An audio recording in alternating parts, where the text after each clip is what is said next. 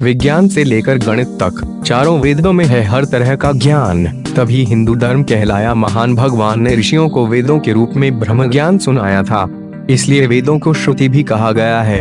इस ब्रह्म ज्ञान में देवता, ब्रह्मांड, ज्योतिष, गणित, रसायन, औषधि, प्रकृति, खगोल, भूगोल, धार्मिक नियम, इतिहास, रीति रिवाज आदि लगभग सभी विषयों के बारे में बताया गया है। इस सबसे प्राचीन ज्ञान को 4 भागों में लिपिबद्ध किया यानी लिखा गया है। शतपथ ब्राह्मण के श्लोक के अनुसार अग्निदेव, वायुदेव, आदित्य यानी सूर्य देव और अंगिरा ऋषि ने तपस्या की और ऋग्वेद, यजुर्वेद, सामवेद और अथर्ववेद को प्राप्त किया। प्रथम 3 वेदों को अग्नि, वायु, सूर्य, आदित्य से जोड़ा जाता है और संभवत अथर्ववेद को अंगिरा से उत्पन्न माना जाता है। वेद मानव सभ्यता के लगभग सबसे पुराने लिखित दस्तावेज हैं। ऋग्वेद यह सबसे पहला वेद है। ये पद्यात्मक है और आयुर्वेद इसका उपवेद है। ऋग्वेद के 10 मंडल अध्याय में 1028 सूक्त है, जिसमें 11,000 मंत्र हैं। इस वेद की 5 शाखाएं हैं: शाकल्प, वास्कल, अश्वलायन, शांखायन, मंडूकायन। इसमें भौगोलिक स्थिति और देवताओं के आवाहन के मंत्रों के साथ देवलोक में उनकी स्थिति का वर्णन है।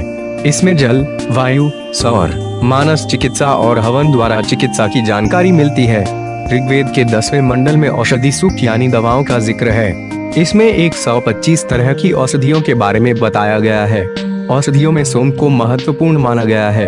यजुर्वेद धनुर्वेद इसका उपवेद है। यजुर्वेद में यज्ञ की विधियां और यज्ञों में प्रयोग किए जाने वाले मंत्र हैं। इस वेद में यज्ञ के अलावा रहस्यमय ज्ञान का भी वर्णन मिलता है। यह वेद गद्यमय है। इसमें यज्ञ की पूरी प्रक्रिया के लिए गद्य मंत्र लिखे गए हैं। यजुर्वेद में दिव्य विद्या और कृषि विज्ञान के बारे में भी महत्वपूर्ण बातें बताई गई हैं। इस वेद की 2 शाखाएं हैं, शुक्ल और कृष्ण। कृष्ण इस शाखा का संबंध वैशंपायन ऋषि से है। इसकी भी 4 शाखाएं और हैं। शुक्ल इस शाखा का संबंध याज्ञवल्क्य ऋषि से है। इसकी भी 2 शाखाएं हैं और इसमें 40 अध्याय हैं। सामवेद इसका उपवेद गंधर्व वेद को माना जाता है। सामवेद को संगीत शास्त्र का मूल माना जाता है। यह गीतात्मक यानी गीत के रूप में है।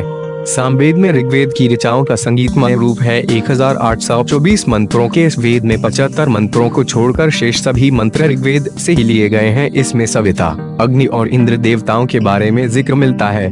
इसमें मुख्य रूप से 3 शाखाएं और 75 ऋचाएं हैं। अथर्ववेद इसका उपवेद स्थापत्य वेद है। अथर्ववेद में रहस्यमय विद्याओं, जड़ी बूटियों और चमत्कारिक चीजों का जिक्र है। इसके 20 अध्यायों में 5687 मंत्र हैं। इसके 8 खंड हैं, जिनमें भेषज वेद और धातु वेद ये 2 नाम मिलते हैं। यह वेद ज्ञान से श्रेष्ठ कर्म करते हुए परमात्मा की उपासना करने की शिक्षा देता है। इससे प्राप्त बुद्धि से मोक्ष मिलता है।